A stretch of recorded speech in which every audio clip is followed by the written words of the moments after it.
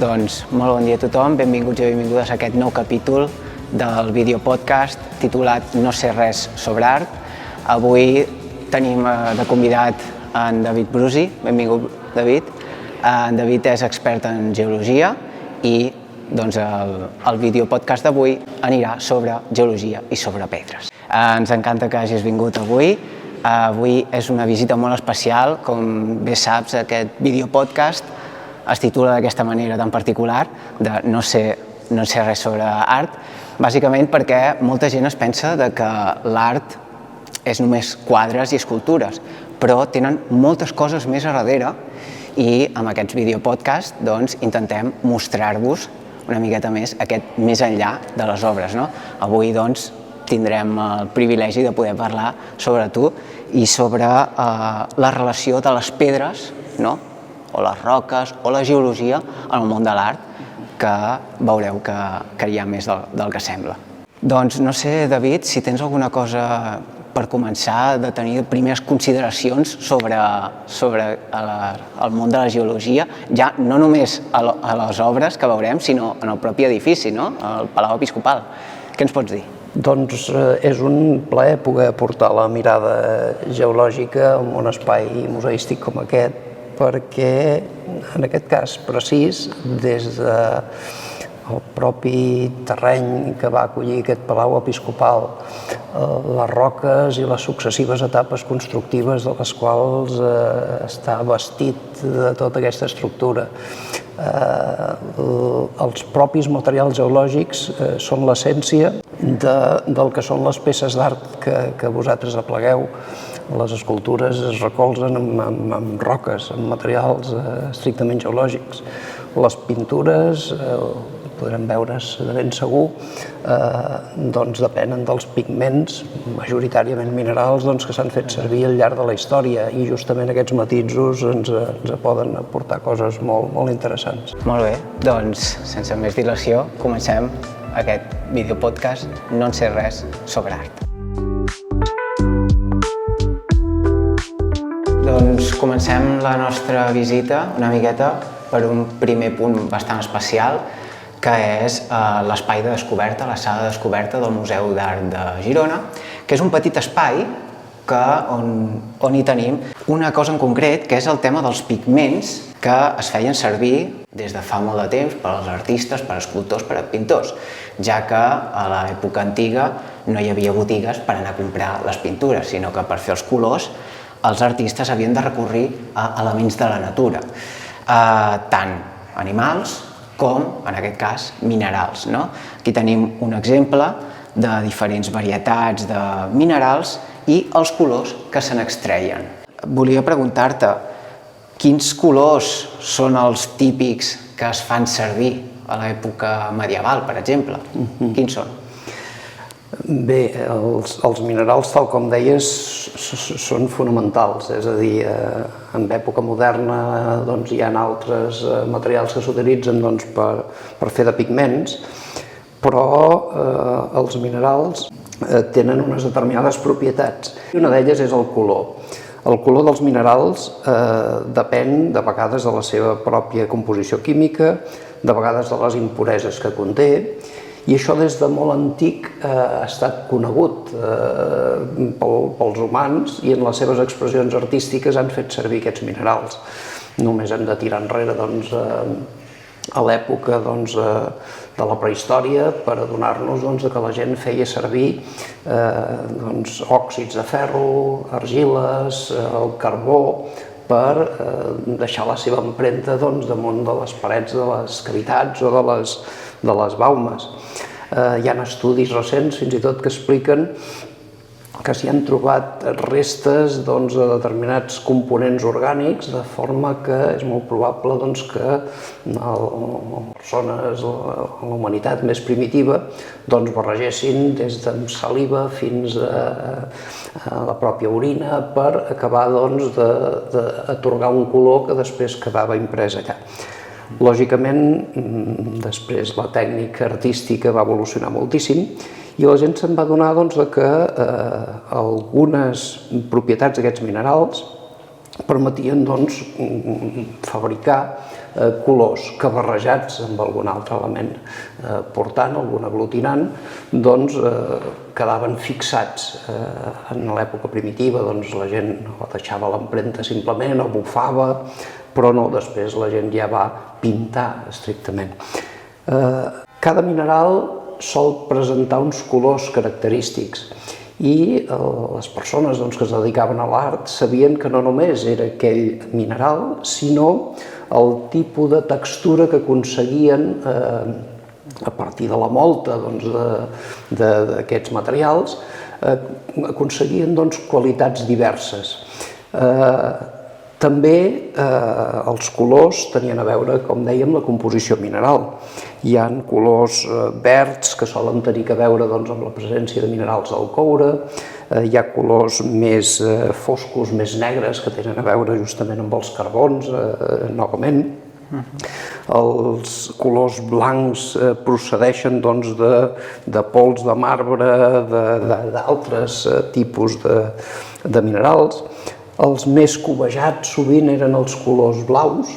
Els colors blaus eren difícils d'aconseguir i sovint el que passava és que els colors blaus es degradaven cap a colors verds amb el pas del temps, de forma que un dels blaus més buscats i perseguits era un tipus de silicat que es va anomenar blau ultramar, perquè venia d'ultramar precisament, i aquest blau va arribar a tenir preus exorbitats, és a dir, va arribar a ser més car que l'or el blau ultramar.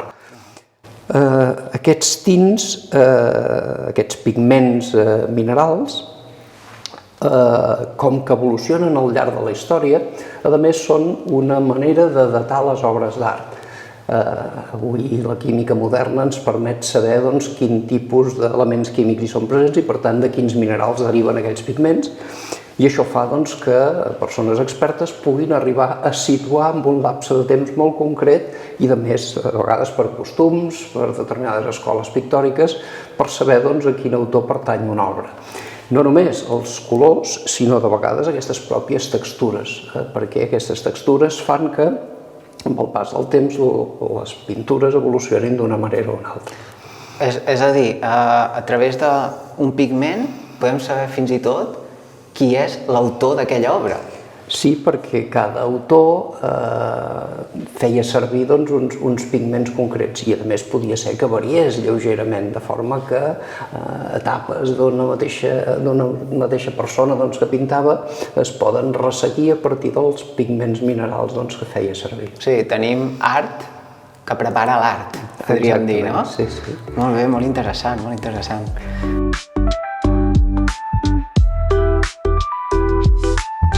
Doncs tornem a estar aquí al Saló del Tron, on hem començat la nostra visita, però ara sí que ja ens centrem en algunes de les obres que tenim en el Museu d'Art per conèixer una miqueta i relacionar-ho amb el món de la geologia, no? En aquest cas tenim aquesta taula, la taula de Sant Cristòfol, de l'any 1504, atribuït a Gabriel Pou, i bàsicament aquesta seria l'única taula que se'ns conserva del retaule de Sant Cristòfol. En concret seria la taula central d'aquest retaule que va ser encarregat per la confraria dels hortolans per decorar el que seria la capella de Sant Cristòfol a l'entrada de la vall de Sant Daniel. Com podeu veure, la figura central és Sant Cristòfol, aquest personatge barbut amb cabell llarg que té unes grans dimensions, no? És un autèntic gegant que porta a collibè un petit nadó que l'acompanya en aquest viatge a través d'un riu que estem veient a la part inferior, no? Volia preguntar-te una miqueta si aquesta obra que tenim aquí ens pot ajudar a saber si la gent de l'edat mitjana, no? Estem parlant del segle XVI, si tenien alguns coneixements sobre geologia, si és que és una ciència molt moderna o ja en aquella època tenien algun coneixement. Jo en aquest cas diria que estem davant d'una peça excepcional per l'època, precisament per això que esmentaves. El coneixement geològic, encara que la geologia tracti de roques que poden ser molt antigues, és una ciència molt recent. La humanitat no va tenir necessitat de conèixer gaires coses de les roques, més enllà d'algunes propietats, fins ben entrada la revolució industrial, quan va fer falta explotar recursos, extreure carbó, i la comunitat científica es va adonar que les roques no eren objectes estàtics que havien estat des de la seva creació en un determinat indret, sinó que tenien unes peculiaritats i tenien una història. I aquí, esclar, estem al Renaixement, i jo diria que aquesta obra situa probablement gairebé uns 250-300 anys abans de la primera publicació científica que esmenta el temps en geologia, la necessitat de parar atenció, de fer aquestes observacions. És molt poc habitual que en les obres pictòriques d'aquesta època les roques estiguin representades com a fruit d'una observació real.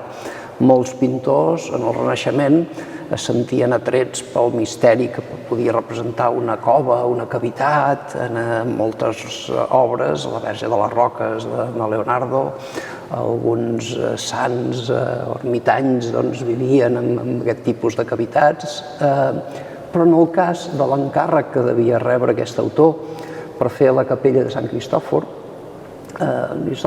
surten molts elements geològics. Podem apreciar que jo crec que per una de les primeres vegades en la història estan representades roques sedimentàries. Fixeu-vos quina successió de roques disposades de manera molt planera, fruit d'haver observat a la mateixa vall de Sant Daniel aquestes característiques. Hi ha roques calcàries, roques que després veurem, amb d'altres elements del museu, però a més es van adonar que estaven intensament carstificades. Segurament a l'època ja existien pedreres i en les pedreres es podien veure totes aquestes escletxes horitzontals, seguint les capes geològiques, i verticals, a causa de la infiltració de l'aigua. I no només es van adonar de les característiques geològiques de la vall de Sant Daniel, sinó d'una peculiaritat, i és que en aquesta successió, a les parts més altes de la vall, hi apareixen roques sorrenques i conglomeràtiques que jo diria que per primera vegada a la història està representada aquella petita falca aquí. Fixeu-vos, 1504. En aquesta obra, a més, es produeix una altra evidència, i és la seducció que produïa l'aigua, les llegendes a l'entorn de l'aigua. Acabem de passar una vana catastròfica, les inundacions havien afectat Girona, això podria ser l'Onyar, podria ser el Ter, podria ser el Galligants, que també anys després produiria una gran mortandat a la ciutat de Girona, de modo que l'aigua era reconeguda com a recurs, però també com un risc potencial. I Sant Cristòfor el que fa és creuar el nen Jesús com a portejador per creuar-lo i salvar aquest risc potencial que pot tenir l'aigua. En definitiva, jo crec que aquesta obra posa al descobert un profund coneixement de la geologia de la vall i, a més, té aquest fet excepcional d'haver aconseguit representar les característiques d'unes roques calcàries estratificades, la seva carstificació i, a més, aquesta alternança de materials allà on hi apareixen també d'altres. Ho podem comparar amb un mapa geològic fet en època moderna de la pròpia vall de Sant Daniel. Les roques calcàries són aquestes que estan representades amb colors més verdosos aquí. I, en canvi, les roques sorrenques són aquestes que apareixen amb aquests tons més grocs, més ocres i rosats, que precisament en l'obra es tornen a estar representats també amb aquests colors. Aquí tenim un tall geològic, i aquest tall geològic, mireu, reflecteix aquesta disposició amb successives capes dels materials que conformen la vall. I us he buscat unes fotografies reals d'aquestes roques que apareixen a la vall de Sant Daniel i mireu quines característiques tenen. Aquestes són exactament les mateixes roques que el 1504 aquest autor va aconseguir representar. I aquestes altres són els conglomerats que també es troben a la vall de Sant Daniel. Doncs després d'haver vist aquesta gran obra, continuem el nostre viatge per aquest Museu d'Art a la següent sala. Som-hi!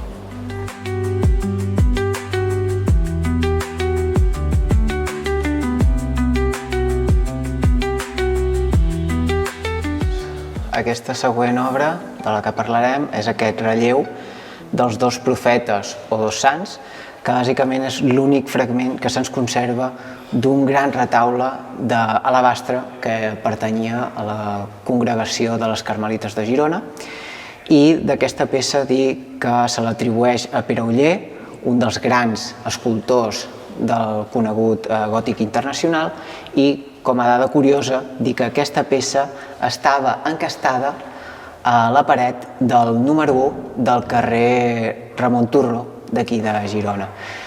Moltes de les nostres obres que tenim aquí al Museu d'Art són d'alabastre d'un lloc en concret, que és de la població de Beuda, a la Garrotxa. La pregunta és clara, David, què té d'especial l'alabastre de Beuda?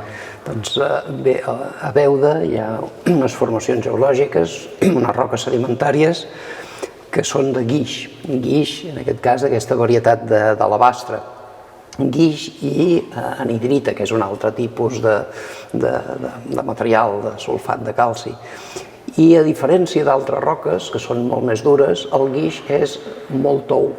En l'escala de dureses ocupa la posició número 2 i el guix gairebé es pot ratllar amb la mateixa amb un ungle.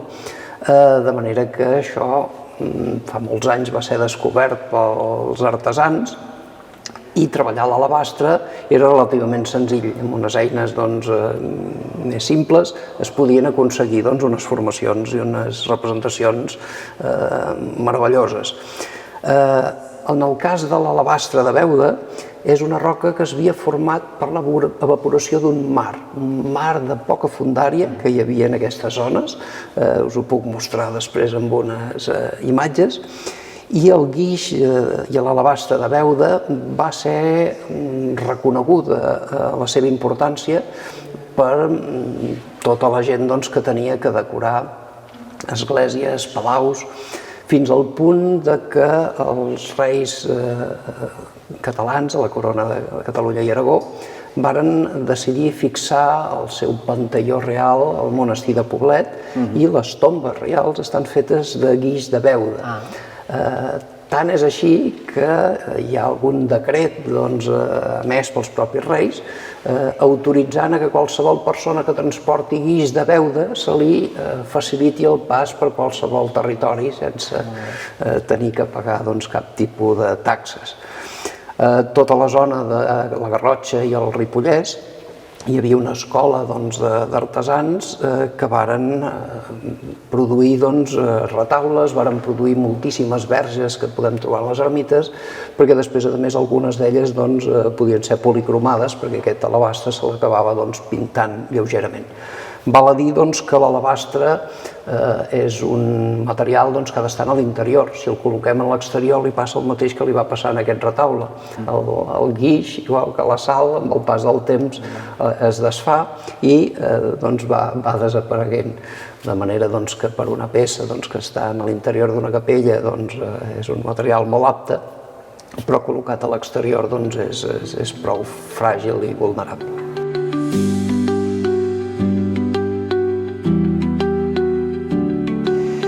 Doncs, abans d'anar acabant la nostra visita, ens volíem parar aquí, en aquesta taula, que ja ha sortit en algun altre dels videopodcasts, però en concret no havíem parlat de l'ofici del picapedrer. Hem estat parlant d'obres, acabarem parlant d'una obra molt important per Girona, però hem de parlar també de les persones que hi havia darrere del treball de la pedra. Llavors aquí, en el museu, tenim aquesta petita taula amb algunes de les eines que podien fer servir els picapedrers i que, si és possible, David, explicar-nos molt breument per què servien i poca cosa més. Sí, doncs res, dir-vos que des de molt antic Girona i el seu entorn era un lloc allà on, ho hem vist en les pintures, aflorava aquesta roca calcàrea.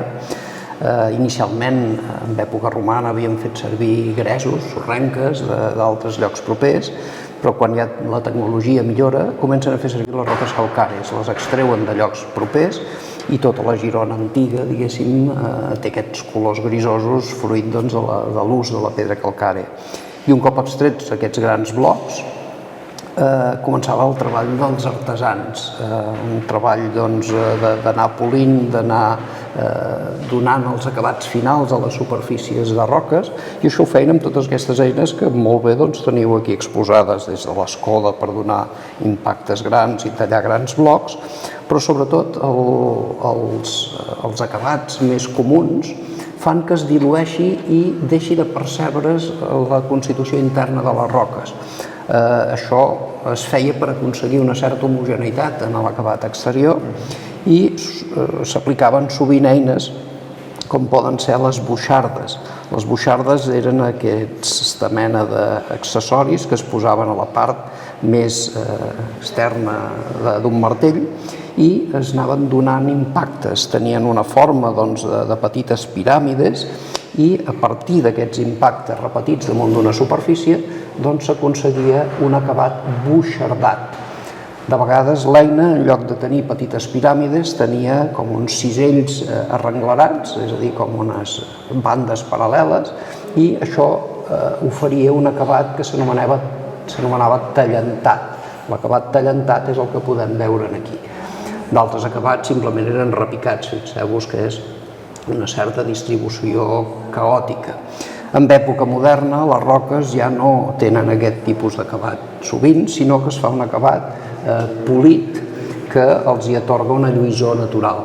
Quan en la pedra de Girona això es produeix, sobretot per aquest altre costat, tenim un acabat allà on s'observa la seva constitució interna i sobretot els elements fòssils que la composen.